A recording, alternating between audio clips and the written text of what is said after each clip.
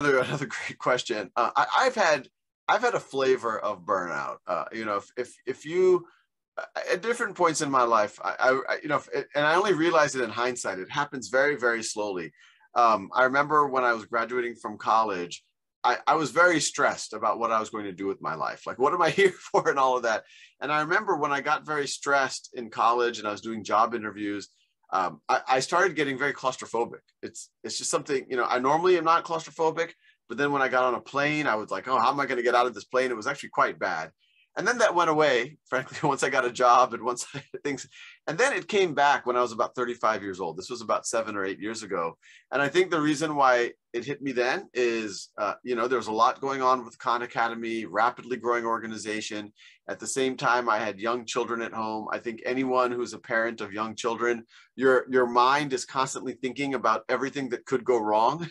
And so those stress and those anxiety circuits are getting really, really reinforced. At the same time, you have stress at work. And I remember I was on a flight again, and all of a sudden I got really anxious about, I want to get out. I'm stuck in this plane. And that was a wake-up call for me. So that was, for anyone who's ever had that type of experience, it's a very unpleasant experience. Something is wrong with yourself. And so I decided it was actually a board member of mine who said, you should meditate. And he had actually the exact same issue with planes. So I started meditating. I initially used some of these meditation apps where they walk you through it 10 minutes a day. After about a month or two, I really did start to feel, one, I wasn't feeling claustrophobic anymore. Even more, I was feeling more relaxed. I wasn't feeling as worked up. If something was going wrong, I would just address the issue. And then I started getting really serious about it. So ever since then, I've meditated, at least 20, 30 minutes a day. I actually just finished about 5 minutes before we got on together. And I think that's been a game changer for me. And it's a very important lesson that I think some of us feel like we just have to do more. We have to do more. We have to do more. We have to fix everything.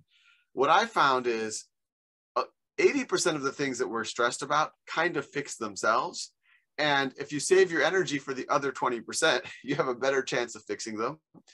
By meditating, you're becoming observant of your thoughts. You realize you are not your thoughts. Your mind stills, and you just become in a better position, I would say, emotionally, psychologically, to tackle anything that's coming your way. And I would say in particular for teachers, because I think teachers have so many things that are pulling on them. And I tell this to the teachers at our school, is that it's okay to do less. And not only is it okay to do less, sometimes it's better to do less.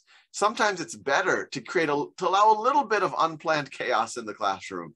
Let the students figure out a little bit more. It'll be uncomfortable. It'll be less predictable of what happens.